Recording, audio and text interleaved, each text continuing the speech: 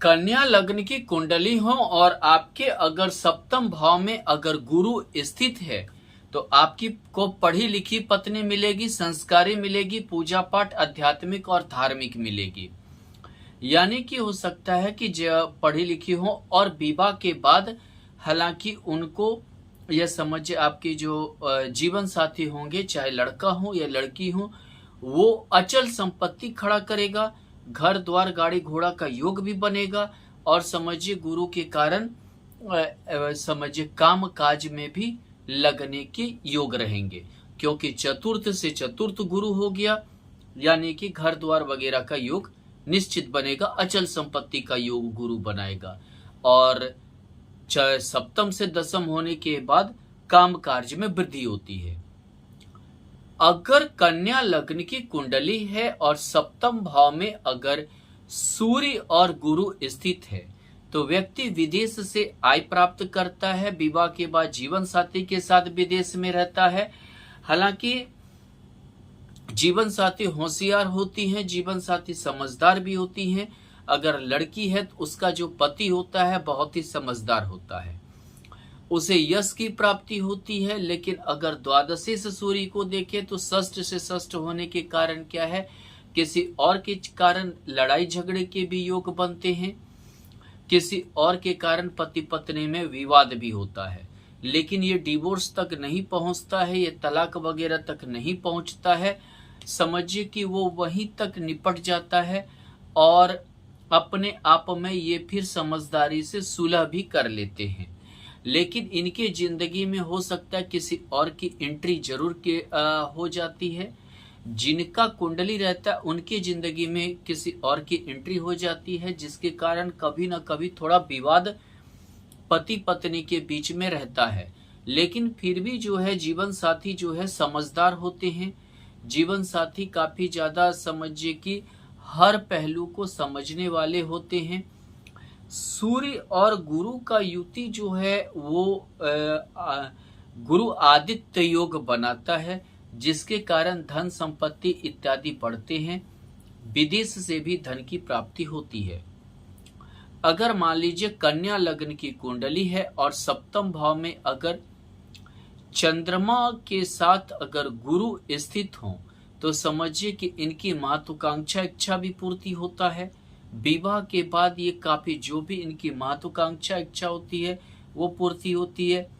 पत्नी भी आय करने वाली होती हैं, पत्नी भी जॉब या कुछ अन्य व्यापार वगैरह करती हैं जिनसे धन का संचय होता है। यहाँ पर गुरु और चंद्रमा का युति गज केसरी योग बना रहा है, जिसमें से गुरु सक्रिय है यानी समझिए कि जीवन स्तर सुधरता है। विवाह के बाद जीवन स्तर बहुत अच्छा हो जाता है। यहाँ पर पत्नी जो है वो या पति लड़की के लिए पति जो है यानी कि उससे जीवन साथी ज्यादा अच्छा मिलता है। यानी कि समझिए आप अगर लड़का हैं तो आपको बहुत अच्छी लड़की मिलेगी, समझदार मिलेगी, देखने में अच्छी मिलेगी, व्यवहारिक और धार्मिक मिलेगी। अगर आप लड़की हैं तो जस्ट आपसे अच्छा लड़का आपको मिलेगा, ज्यादा समझदार संस्कारी मिलेगा और समझिए ज्यादा पढ़ा लिखा मिलेगा। अगर मान लीजिए कि यहाँ पर अगर देखें तो यहाँ पर गुरु की दृष्टि एकादश भाव पे उच्च का है, चंद्रमा के एकादशी के साथ एकादश भाव में ही स्थित है और दृष्टि भी है। यानी कि आपके आय के कई संसाधन हो जाएंगे, यानी विवाह के बाद आपके आय के संसाधन बढ़ेंगे और हो सकता है पति पत्नी मिलकर अपना जो है आय और समझिए कि में वृद्धि और ज्यादा कर लें। अगर आपकी कन्या लग्न की कुंडली है और सप्तम भाव में गुरु के साथ अगर मंगल स्थित है तो ये समझिए कि यहाँ पर मंगल स्थित होने के कारण जो है हमेशा एक विवाद होगा, हमेशा विवाद होगा। हालांकि आप अपने जीवन साथी का बहुत ज्यादा केयर करेंगे, तृतीय ये सोकर हो गया मंगल, बहुत ज्यादा केयर करेंगे। लेकिन जीवन साथी एक्चुअली जो है ससुराल के कारण ही बर्बादी शुरू होती है। अगर किसी लड़की के कुंडली में है, लड़का के कुंडली में है तो उसकी बर्बादी का कारण ससुराल ही होगा। अगर किसी लड़की के कुंडली में है तो उसका बर्बादी का कारण उसका ससुराल होगा। ये ज़्यादा जो है एक परेशानी वाली बात होती है मंगल के कारण। यहाँ मंगल मांगलिक कुंडली बनाता है, लेकिन गुरु के कारण प्रभाव कम होता है, लेकिन थोड़ा ससुराल का प्रभाव ज़्यादा बढ़ जाता है, दखल ज़्यादा बढ़ जाता है, वो ज़्यादा फायदा उठाने लगते हैं। आपकी धर्म पत्नी का भी ससुराल के अपने मायके की तरफ ज़्यादा ध्यान रहता है, जिसके चलते जो है वहाँ पर आपकी खर्च बढ़ जाती है, आप परेशान रहते हैं। और दूसरी बात, अगर लड़की के कुंडली में है तो उसका पति अपने माँ बाप या भाई बहन के प्रति इतना ज़्यादा ध्यान देता है कि अपनी पत्नी का ही केयर नहीं करता है, जिसकी वजह से दिक्कतें आती हैं। अगर कन्या लग्न की कुंडली है और सप्तम भाव में अगर मान लीजिए कि ये अगर गुरु के साथ अगर मान लेते हैं कि यहाँ पर बुध हो जाए, तो यानी समझिए कि ऐसे में पति पत्नी एक साथ एक ही टाइप के वर्क करते हैं।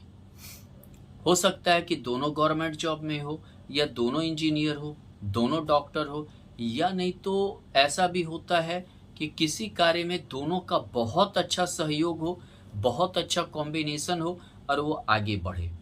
यहाँ प्रेम विवाह के भी योग बनते हैं, क्योंकि प्रेम विवाह के इसलिए योग बनते हैं, अगर देखें तो यहाँ पर लग्नेश सप्तमेश का युति हो गया। पति पत्नी एक दूसरे को बहुत अच्छा चाहते हैं, दिल से चाहते हैं। और दूसरी बात होता है कि प्रेम विवाह के भी योग होते हैं।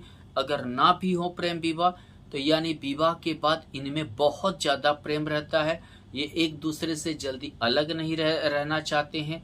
दूसरी बात है कि ये काफ़ी समय तक एक दूसरे का साथ निभाते हैं, बेहिजक, बिना लड़ाई, बिना झगड़ा, बिना कोई चीज़ किए। दूसरी बात क्या है, दोनों थोड़ा सा कोई भी चीज़ की जानकारी लेने में माहिर होते हैं, पढ़ाई में जो है हर चीज़ का एक नॉलेजेबल पर्सन होते हैं, एक जैसा जो वर्क करने वाले होते हैं। इसी के लिए सामंजस्य बहुत अच्छा रहता है। अगर कन्या लग्न की कुंडली है और सप्तम भाव में अगर गुरु के साथ शुक्र स्थित है, तो ये समझिए कि ये बहुत बार धूल झोंकने वाली स्थिति भी पैदा कर देता है। हालांकि नमो नारायण योग बनाता है, विवाह के बाद प्रगति होता है, विवाह के बाद भाग्य साथ देने लगते हैं, विवाह के बाद ये काफ़ी राइज करते हैं। लेकिन मार्केश शुक्र मार्केश में होने के कारण जो है इन्हें कष्ट होता है, जीवन साथी को रोग होने की संभावना होती है, जीवन साथी को डायबिटीज, थायराइड इत्यादि होने की संभावना होती है, लीवर संबंधी समस्या हो जाते हैं विवाह के बाद, जिसके कारण क्या है कि वो एक जिसको बोलते हैं कि जो है जो एक सांसारिक जीवन में उतना फिट नहीं बैठ पाता है। मैंने कुछ दिन के बाद ऐसी स्थिति होती है, उनकी जो सांसारिक जीवन है वो जो है दिक्कत में या परेशानी में रहता है। लेकिन सबसे बड़ी चीज़ क्या है कि ये नमो नारायण योग भी बनाता है। ऐसे में एक चीज़ होता है कि विवाह के बाद इन्हें रोटी कपड़ा मकान का दिक्कत नहीं होता है, वो प्रगति होती रहता है। लेकिन मार्केश के कारण कभी कभी इन्हें बीमारी, रोग या और दिक्कतें होती रहती हैं। सप्तम से वो अष्टम भाव द्वितीय है, यानी कि कुछ इनके बीच ऐसा हो जाता है कि जो है वो अचानक ऐसा हो जाता है जो ये एक दूसरे के प्रति काफ़ी ज़्यादा विश्वास को खोद भी देते हैं। अगर यहाँ पर कन्या लग्न की कुंडली है और सप्तम भाव में अगर गुरु के साथ शनि स्थित है, तो ये समझिए ये प्रेम विवाह करने के बाद पछताते हैं। अगर ये प्रेम विवाह कर लिए तो यानी एक तो विवाह में ये काफ़ी परेशानी आती है, एक तो कास्टिसिज्म का अंतर हो जाता है। जिनके कुंडली में ये योग होता है उससे नीचे के कास्ट में विवाह होता है, ये जीवन स्तर में काफ़ी नीचे से विवाह लव मैरिज हो जाता है। षष्ठेश और शनि पंचमेश शनि के कारण तो लव मैरिज हो जाती है, पंचमेश सप्तमेश की होती, लेकिन षष्ठेश के कारण महाभारत हो जाता है। जो हो सकता है कि जो आपके जीवन साथी हो उनके घर वाले नहीं एक्सेप्ट करता हो। अगर लड़का लड़की के कुंडली में है तो लड़का के परिवार वाले ना एक्सेप्ट आपको करें। अगर लड़की की कुंडली में है तो उसके परिवार वाले लड़के को एक्सेप्ट जल्दी ना करे। इस टाइप की समस्या में लड़ाई झगड़ा या काफ़ी ज़्यादा दिक्कतें आती हैं, काफ़ी ज़्यादा परेशानी आती हैं, लड़ाई झगड़ा होता है, काफ़ी जो है दिक्कत आता है, हर दिक्कत के बाद विवाह होता है और फिर भी वैवाहिक जीवन अच्छा नहीं गुजरता है। कुछ न कुछ परेशानी आती है। जीवन साथी जो होते हैं उनके पेट के निचले हिस्से में, पैर में दर्द, पैर के मांसल भाग में दर्द, कमजोरी इत्यादि से इन्हें जूझना पड़ता है।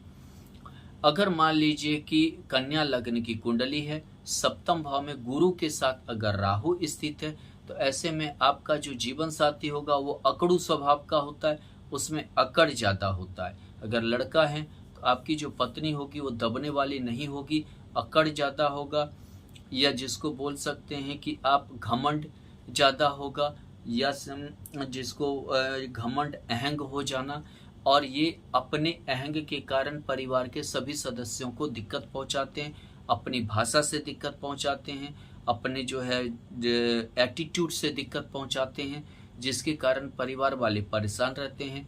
ये हालांकि पढ़े लिखे जीवन साथी मिलते हैं, लेकिन इन्हें अपने पढ़े लिखे का बहुत ज़्यादा जो है घमंड होता है, या बहुत ज़्यादा समझिए कि एटीट्यूड ये दिखाते हैं, जिसके कारण इनके परिवार माने जिनके कुंडली में है, चाहे वो लड़का के कुंडली में है तो उसके परिवार वाले उनकी पत्नी को से दिक्कत फेस करते हैं। अगर लड़की के कुंडली में है तो उसका जो पति है उससे वो दिक्कत फेस, इस चीज़ को लेकर, एक एटीट्यूड को लेकर काफ़ी ज़्यादा दिक्कत फेस होते हैं। उन्हें अपने ही बात ज़्यादा सही लगता है।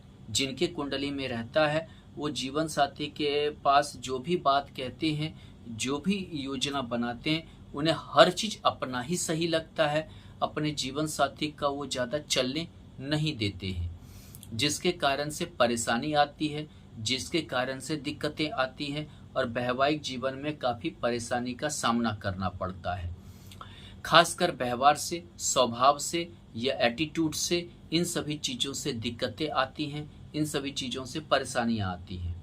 अगर मान लीजिए कन्या लग्न की कुंडली है और सप्तम भाव में गुरु के साथ केतु है, तो जीवन साथी धार्मिक होते हैं, आध्यात्मिक होते हैं, धर्म कर्म में विश्वास रखते हैं। लेकिन कभी कभी ऐसा होता है, पहले तो ये बहुत ज़्यादा अपने पति पर ध्यान देते हैं, बाद में धीरे धीरे जो है ये छोड़ देते हैं। यानी कि धीरे धीरे लगता है कि जैसे अपने जीवन साथी से इंटरेस्ट ही घट गया हो, यानी कि जो एक जीवन साथी के प्रति एक उतावलापन होना चाहिए, जो एक प्रेम होना चाहिए, धीरे धीरे ये प्रेम घटने लगता है और इनका ध्यान कहीं और चला जाता है। चाहे आध्यात्मिक की ओर जाए, चाहे समझिए कोई चिंतन की ओर जाए, चाहे मान लीजिए कि योगा वगैरह कुछ ऐसा करने लगे जिनके उसमें लग जाए, भक्ति में लग जाए, और जीवन साथी से धीरे धीरे एक दूरी बन जाता है, जिसके कारण वैवाहिक जीवन में एक नीरस, एकांत प्रिय, या समझिए जिसको बोल सकते हैं कि आप एक संतुष्टि ना होना, इस टाइप के चीज़ें आने लगते हैं,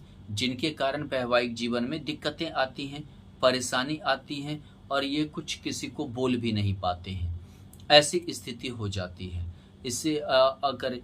इसीलिए इन चीज़ों को थोड़ा सा इन्हें दूर करना चाहिए ताकि वैवाहिक जीवन अच्छा चले। धन्यवाद।